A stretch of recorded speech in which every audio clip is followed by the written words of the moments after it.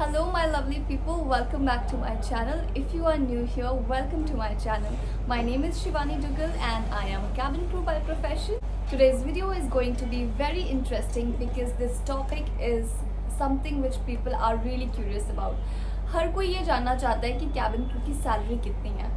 तो इस वीडियो में मैं आपको सब कुछ बताने जा रही हूँ, डोमेस्टिक से लेके इंटरनेशनल से लेके आपकी ट्रेनिंग की जो सैलरी होती है और आपकी बेसिक सैलरी होती है, आपको कंपनी को कितने पैसे पे करने पड़ते हैं कंपनी ज्वाइन करने से पहले, और जब आप फ्लाई करना शुरू करते हो तो फ्लाइंग के साथ आपकी कितनी सैलरी होती है. Because I have experience from 3 different airlines, so I am going to tell exactly what kind of salary can you expect from what kind of company. सबसे पहले मैं आप लोगों को ये बताना चाहती हूँ कि जो कैबिन क्रू की सैलरी है वो कम्प्लीटली डिफरेंट है डिपेंडिंग अपॉन आप एक डोमेस्टिक कैबिन क्रू हो या इंटरनेशनल. अगर आपको ये नहीं पता है कि डोमेस्टिक कैबिन क्रू कौन होते हैं, डोमेस्टिक कैबिन क्रू और डोमेस्टिक एयरलाइंस वो होती हैं जो सेम कंट्री में डिफरेंट सिटीज़ में फ्लाई करती हैं, जबकि इंटरनेशनल कैबिन क्रू और इंटरनेशनल एयरलाइंस वो होते हैं जो डिफरेंट कंट्रीज़ में यानी कि कंट्री टू कंट्री फ्लाई करते हैं. अब अगर सैलरी की बात की जाए तो जो डोमेस्टिक में फ्लाई करते हैं उनकी सैलरी थोड़ी सी कम होती है as compared to people who fly for international airlines. YouTube पे आपको ढेर सारी वीडियोस मिल जाएंगी जिसमें ये सब डिस्क्राइब किया गया होगा कि कैबिन क्रू की सैलरी कितनी है. इस वीडियो में मैं आपको ये बताना चाहूँगी कि डोमेस्टिक एयरलाइंस में कितनी सैलरी है, इंटरनेशनल में कितनी है, दोनों में कितना डिफरेंस है, तो आप खुद ये डिसाइड करके अपने लिए बेस्ट चूज़ कर सकते हैं. I have been working in 3 different airlines. मैं एक डोमेस्टिक एयरलाइंस में भी काम कर चुकी हूँ और इंटरनेशनल एयरलाइंस में भी रह चुकी हूँ. Currently where I'm working is my 3rd company. I have experience from a domestic airline as well as international airlines. That's why I think I will be the better person to tell you what is the difference between the salary. सबसे पहले मैं आपको ये बताना चाहूँगी कि जब भी आप एक कंपनी ज्वाइन करते हो, चाहे वो इंटरनेशनल हो या डोमेस्टिक, तो उस कंपनी के अकॉर्डिंग आपकी ट्रेनिंग होती है. ट्रेनिंग के दौरान आपको कुछ सैलरी मिलती है जिसे स्टाइपेंड कहा जाता है. जब मैंने इंडिगो ज्वाइन किया था 2018 में तो मेरी ट्रेनिंग 3 मंथ्स की थी. जब मैंने कटार एयरवेज ज्वाइन किया तो मेरी ट्रेनिंग थी 45 डेज टू 1 मंथ के बीच में. रिसेंटली मैंने एयर इंडिया ज्वाइन किया तो यू विल नॉट बिलीव मेरी ट्रेनिंग ऑलमोस्ट 6 मंथ्स की थी. तो जब इंडिगो ज्वाइन किया तो ट्रेनिंग के दौरान जो हमें स्टाइपेंड मिलता था that was close to 15 to 20,000 rupees. Qatar airways में जो आपको स्टाइपेंड मिलता है वो बहुत ज़्यादा है as compared to domestic airline because the stipend is almost equal to 80 to 90,000 rupees. Yes, training के दौरान आपको equal to 80 to 90,000 rupees stipend मिलता है कटार एयरवेज में. एयर इंडिया में जब मैंने ज्वाइन किया था तो जो फ्रेशर्स थे उन्हें 20,000 रुपीज़ स्टाइपेंड मिलता था और जो एक्सपीरियंस कैबिन क्रू थे उन्हें 25,000 रुपीज़. मैं आपको ये भी बताना चाहूँगी कि एयर इंडिया ने रिसेंटली अपनी सैलरी इंक्रीज़ की है. सो अगर अब आप as a training cabin crew Air India join करते हो तो आपको as a fresher 25,000 rupees stipend मिलेगा, और अगर आप एक्सपीरियंस हो तो यू गेट 30,000 रुपीज़. जो स्टाइपेंड है वो टोटली कंपनी पे डिपेंड करता है कि किस टाइप की कंपनी है, कौन सी कंपनी आपने ज्वाइन की है. डोमेस्टिक में भी डिफरेंट डोमेस्टिक एयरलाइंस में स्टाइपेंड डिफरेंट हो सकता है. जो एयर इंडिया है वो इंडियन इंटरनेशनल एयरलाइन है. एयर इंडिया डोमेस्टिक भी फ्लाई करती है एज वेल एज इंटरनेशनल भी फ्लाई करती है.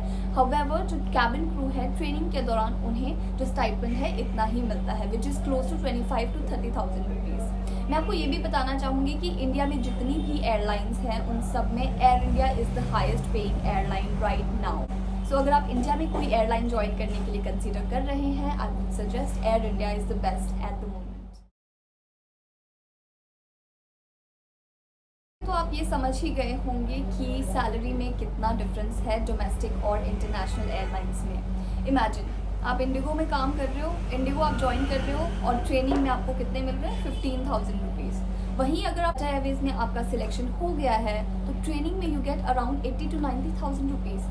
अगर मैं आपको सही से बताऊं तो डोमेस्टिक एयरलाइंस में फ्लाई करने के बाद भी आपको 80 to 90,000 रुपीज़ सैलरी नहीं मिलती है, जो कि आपको किसी इंटरनेशनल एयरलाइंस में फॉर एग्जांपल कटार एयरवेज आपको ट्रेनिंग में ही 80 to 90,000 रुपीज़ मिल रहा है. सो आप देख सकते हैं कि कितना ज़्यादा डिफरेंस है.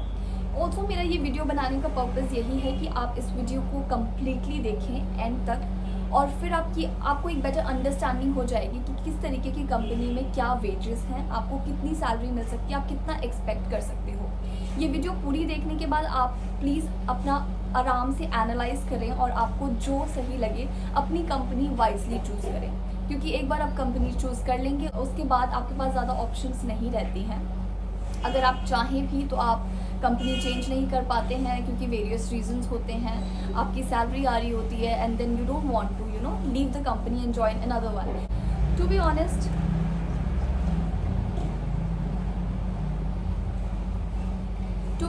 जब मैंने एयरलाइंस ज्वाइन की थी मुझे बिल्कुल भी पता नहीं था कि एयरलाइंस में सैलरी का इतना डिफरेंस होता है। डोमेस्टिक एयरलाइंस में इतनी कम सैलरी मिलती है, इंटरनेशनल में इतने ज़्यादा पर्क्स मिलते हैं। अगर मुझे भी ये गाइडेंस कहीं से मिल गई होती, अगर मुझे भी पता होता कि मेरे लिए क्या बेस्ट है, तो ऑब्वियसली मैं अपने लिए बेस्ट ही चूज़ करती। मतलब it's a nice company, I would not से कि डोमेस्टिक इज़ बैड। अगर आप बिल्कुल नए हो एविएशन में तो 40,000 to 50,000 rupees is not a bad salary, but if you can choose best for yourself then why not. चलिए, ये तो हो गई स्टाइपेंड की बात।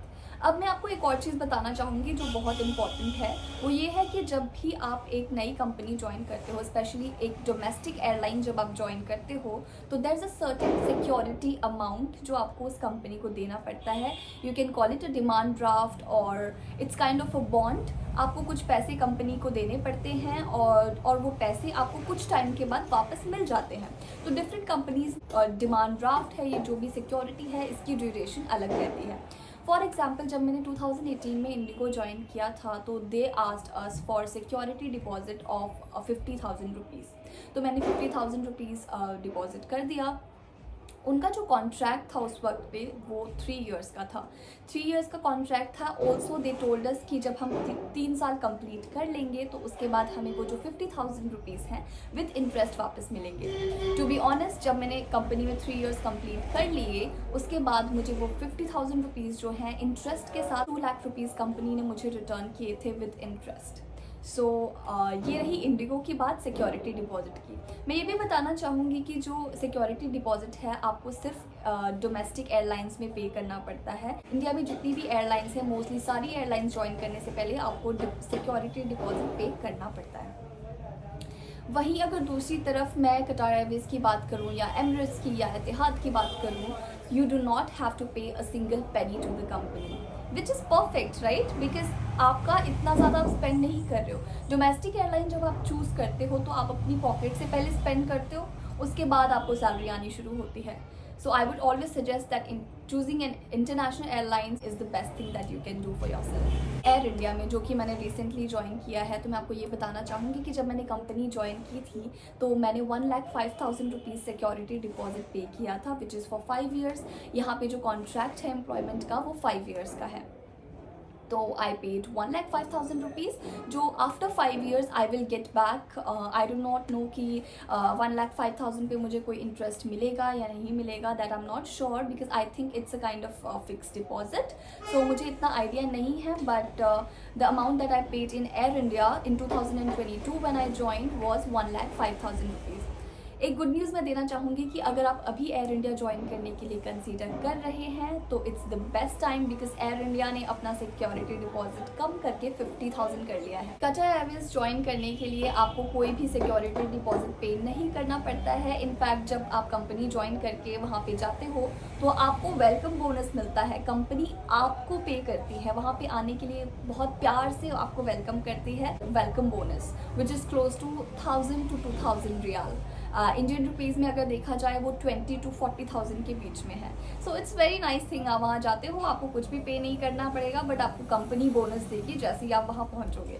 सो it's a very nice airline and I love the concept of international airlines. However India में अभी इतना ज़्यादा कन्वीनियंट नहीं है इनिशियली अगर आप ज्वाइन करना चाहो, but of course when you start flying आपकी सैलरी अच्छी होती है, so you really don't mind. मैंने आपको ये तो बता दिया है कि जब एज अ ट्रेनी आप ज्वाइन करते हो, जब आप ट्रेनिंग पीरियड पे होते हो तो आपकी कितनी सैलरी होती है।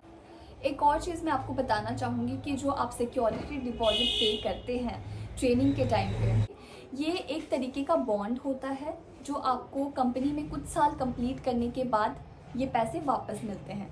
फॉर एग्ज़ाम्पल, आपका कॉन्ट्रैक्ट कंपनी के साथ 3 इयर्स का है और आपने कंपनी 3 सालों से पहले छोड़ दी, तो आपको इस सिक्योरिटी डिपॉजिट में से कुछ भी नहीं मिलेगा। फॉर एग्जाम्पल जैसे इंडिगो है, इंडिगो में सिक्योर आपका जो कॉन्ट्रैक्ट है वो 3 इयर्स का होता है। आप 50,000 पे करते हो, 3 इयर्स कंप्लीट करने के बाद आपको 1 लाख ऑलमोस्ट 2 लाख रुपीज़ वापस मिल जाते हैं विद इंटरेस्ट, जैसे कि मेरे साथ हुआ था जब मैंने कंपनी ज्वाइन की थी। एयर इंडिया में आप 1,05,000 पे करते हो, 5 सालों के बाद आपको वो पैसे वापस मिल जाते हैं। बट अगर 5 साल के पहले आप कंपनी छोड़ रहे हो तो आपको कुछ भी नहीं मिलेगा। So that's a bad thing, क्योंकि वो पैसे वापस मिलने के लिए आपको उस कंपनी में कुछ स्पेसिफिक ईयर्स तक काम करना पड़ेगा। मैंने आपको ये भी बता दिया है कि कंपनी ज्वाइन करने के बाद आपको कितना सिक्योरिटी डिपॉजिट पे करना पड़ता है अप्रॉक्सीमेटली। इंडिया में जितनी भी डोमेस्टिक एयरलाइंस हैं, जितनी भी एयरलाइंस हैं, उनमें most probably 50,000 is the deposit that you have to pay before joining. और इंटरनेशनल में कोई डिपॉजिट पे नहीं करना होता है, वो भी मैंने आपको बता दिया है। अब हम बात करते हैं फ्लाइंग सैलरी की, कि फ़्लाइंग की बेसिक सैलरी क्या होती है और फ्लाइंग की फ्लाइंग अलाउंस क्या होते हैं। सो जो एविएशन है ना, यहाँ पे सैलरी बड़ी इंटरेस्टिंग तरीके से सैलरी आती है। पहले तो जो आपकी बेसिक सैलरी है आपको वो मिलेगी, उसके बाद जो आप एक्स्ट्रा ओवर टाइम करते हो, जो आप एक्स्ट्रा आवर्स करते हो, उसके लिए आपको अलग से सैलरी मिलती है। जो आप लेओवर्स करते हो, लेओवर्स करने के लिए भी आपको सैलरी मिलती है। So it's very interesting. आपकी जो सैलरी है वो आवर्स पे डिपेंड करती है, कितने आप आवर्स करते हो। मैंने आपको बताया कि मैं इंडिगो से मैंने शुरुआत की थी, तो जब मैंने इंडिगो ज्वाइन किया था तो हमें 40 आवर्स के लिए बेसिक सैलरी मिलती थी 32,000 रुपीज़, और जब हम almost close to 70 to 80 hours fly करते थे तब हमें सैलरी मिलती थी 40,000 to 50,000 के बीच में। आई थिंक अभी भी सैलरी ऑलमोस्ट सेम ही है, इतना डिफरेंस नहीं है। मैं आपको अपनी सैलरी के बारे में बता रही हूँ जो आज तक मुझे मिली है, जो मेरा एक्सपीरियंस है। Right now the salary can very, but ज़्यादा डिफरेंस नहीं होगा, थोड़ा बहुत ही डिफरेंस होगा। तो क्लोज टू 40 to 50,000 के बीच में आपको डोमेस्टिक एयरलाइंस में सैलरी मिलती है। अगर इंटरनेशनल एयरलाइंस की बात की जाए तो आपकी जो बेसिक सैलरी है सर्टेन आवर्स के लिए, फॉर एग्जाम्पल 60 आवर्स के लिए, जो आपकी बेसिक सैलरी है that is 80 to 90,000 rupees. International airlines की बात की जाए, for example Qatar Airways, flying allowance, layover allowance मिला के जो आपको टोटल सैलरी मिलती है इंडियन रुपीज़ में that is close to 2 lakh rupees. Yes, 2 lakh से थोड़ी ज़्यादा भी हो सकती है, कम भी हो सकती है। जैसा कि मैंने आपको बताया, आपकी सैलरी टोटली फ्लाइंग आवर्स पे डिपेंड करती है। आप कितने घंटे फ्लाई करते हो, आपकी सैलरी इस पे डिपेंड करती है। लेकिन मैं आपको यहाँ पे एक एवरेज आइडिया दे रही हूँ कि कितनी सैलरी हो सकती है। सो इंटरनेशनल में salary is close to 2 lakh rupees.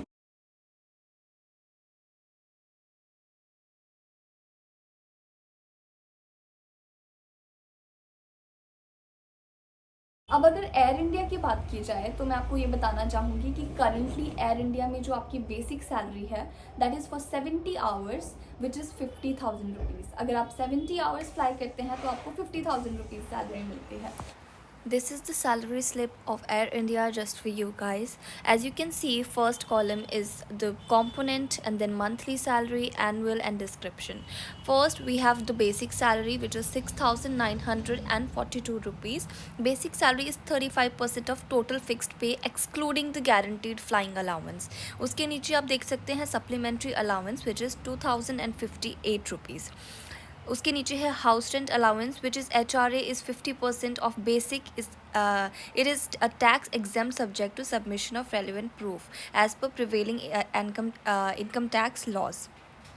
उसके नीचे आप देख सकते हैं provident fund which is 1,080 rupees, gratuity is 433 rupees, other allowances 3,849.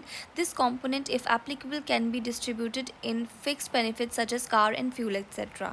Grooming allowance आप देख सकते हैं 2,000 रुपीज़ है, guaranteed flying allowance is total 15,000 rupees, fixed पे total would be 34,833 rupees. CS allowance, because you are a fresher, it will not be applicable. Check crew allowance will not be applicable. Role based allowance is not applicable. Total fixed pay is 34,833. उसके नीचे आप देख सकते हैं additional flying allowance is 13,500 flying allowance for actual flying hours beyond 40 hours. Productivity bonus is 3,000 rupees. Performance bonus is 1,667 rupees. So इस तरीके से आप देख सकते हैं जो टोटल सैलरी है that is 53,000 rupees. Which is not a bad deal. और जब आप फ्लाई करो तो आई थिंक नॉर्मली जब आप जो टोटल आपको फ्लाइंग सैलरी एयर इंडिया में मिलती है दैट इज़ क्लोज टू 1,50,000 और 60,000 rupees. Also the salary can very, I am not saying कि इतनी ही मिलती है, बट मैं आपको एक एवरेज आइडिया दे रही हूँ which will be close by the salary that will be getting. मैंने आपको 3 डिफरेंट एयरलाइंस की ट्रेनिंग की सैलरी, कितना आपको सिक्योरिटी डिपॉजिट देना पड़ता है, फ्लाइंग की सैलरी, सब अच्छे से एक्सप्लेन करके इस वीडियो में बताया है.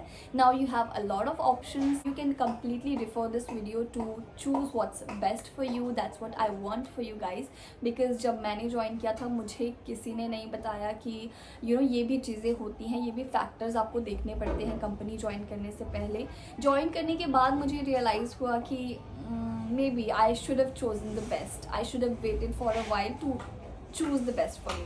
So ये वीडियो आप रेफर कर सकते हैं. प्लीज़ अपनी रिसर्च पूरी करिए और भी ज़्यादा वीडियोस देखिए जितना आपको ऑप्शंस मिलती हैं, and please choose what's best for you. I hope you like this video. A best of luck to you all, and I really hope you enjoyed watching this video, and please subscribe for such more interesting videos.